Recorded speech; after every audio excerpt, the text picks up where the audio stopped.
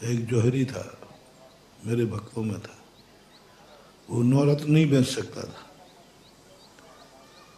वो माणिक करके बेचना, यानी उसकी जब भी उसने खरीद के बेचा दिवालिया हुआ।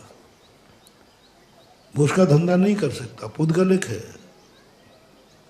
अब पुद्गल में ऐसा क्या द्वेष भरा हुआ है कि तू धंधा करेगा तो तुम फेल होगा और दूसरा करेगा तो। अब उसी धंधे को उसका बेटा कर रहा है, अकेला पेवर उसी से मजे कर रहा है, और पापा करें तो धूल में मिल रहा है। पापा ने जिंदगी में कभी वो धंधा नहीं कर पाया और बेटा पेवर उसी का कर रहा है। तो पुद्गल में ये अकल कहाँ से आ गई कि इसको कराना, इसको नहीं कराना, इसको कराना। उमा स्वामी महाराज ने ये खोजा, अजीब अधिकरण है। पुद्गल को पुद्गल मान के मत छोड़ो, पुद्गल की पुद्गल मान के उपेक्षा मत करो। पुद्गल भी हमारा अच्छा बुरा करने की ताकत रखता है, उसको भी समझो। जीव तत्व कोई नहीं, जीव में भी पुद्गल को समझना है। सबसे ज्यादा आज तक हमारा जितना विनाश हुआ पुद्गल से हुआ है, पुद्गल के कारण से हुआ है। कई पुद्गल हमारे जीवन में ऐसी नकारात्मक स्थिति पैदा कर देते हैं, नकारात्मक। हम स्वस्थ हैं, लेकिन कोई पुद्गलिक वस्तु ऐसी हमारे पीछे पड़ जाए, हमें रात भर में अस्वस्थ कर देगी। कोई गैस जीव नहीं है, गैस पुद्गल है, जड़ है।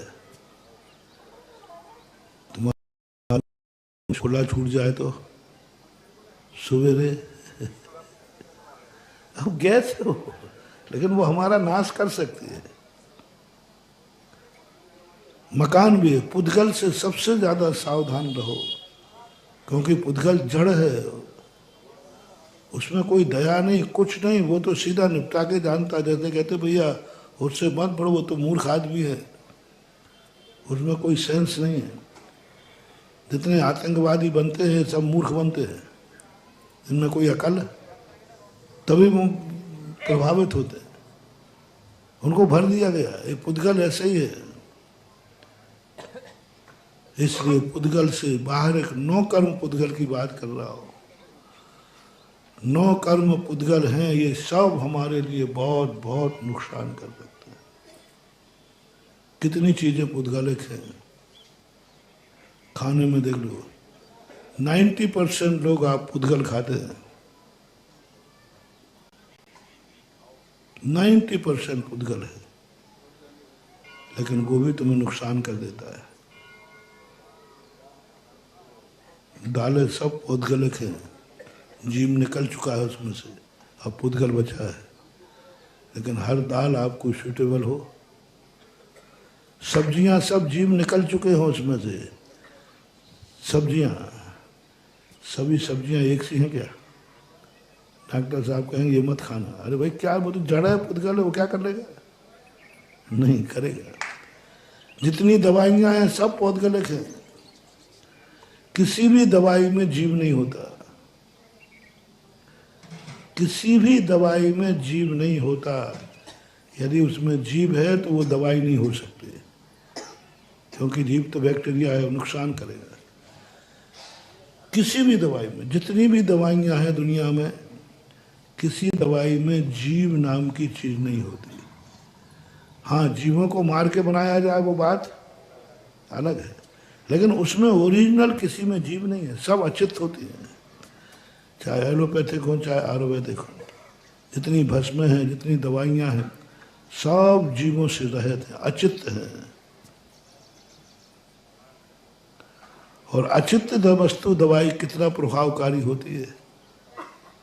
थोड़ा सा हमें अनुकूल बन जाए तो स्वस्थ हो जाते हैं, और थोड़ा चूक हो जाए तो साइड इफेक्ट हो जाता है। पुद्गल है, पुद्गल है, पूरा मेडिकल पुद्गल है, लेकिन अच्छी जहर पुद्गल है, मार देता है। इसलिए जैनाचार्यों ने कहा तुम पुद्गल का ज्ञान करो, पुद्गल का ध्यान करो, पुद्गल से सावधान रहो, क्योंकि वो थोड़ी भी समझदार नहीं है, वो सम्यक दृष्टि नहीं है, उसके पास समभाव नहीं है, उसके पास सोचने की क्षमता नहीं है कि ये महाराज हैं कि ये श्रावक हैं, ये साधु है कि डाकू है। उसमें सोचने की क्षमता नहीं है, कोई क्षमता नहीं सोचने की। वो नहीं देखेगा कि तुम कितना कष्ट में हो,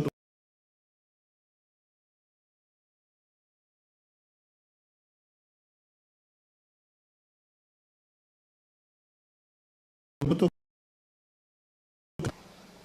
पत्थर नीचे देख के चलो, वो पत्थर ठिब्बा नहीं देखेगा कि तुम कहाँ जा रहे हो, तुम कितनी मजबूरी में जा रहे हो, तुम कितनी जल्दी में हो।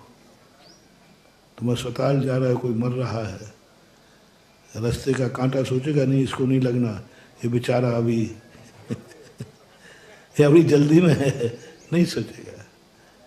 पत्थर का ठिब्बा नहीं सोचेगा कि नहीं इसको नहीं लगना, इसको अभी सीरियस है, थोड़ा लेट हो जाएगा तो मर जाएगा, वो कुछ नहीं सोचेगा। हमें सोचना है कि रास्ते में कांटा कहीं गाड़ी को पंचर ना कर दे, कहीं हमें ठिब्बा ना मार दे। 99% जब भी अपन धोखा खाए हैं, पुद्गलों के कारण खाए हैं। जय जिनेंद्र, अगर आपको मेरी वीडियो अच्छी लगती है तो प्लीज़ मेरे चैनल को सब्सक्राइब करिए, लाइक करिए, शेयर करिए। इसी तरह से अपना प्यार मुझे देते रहिए।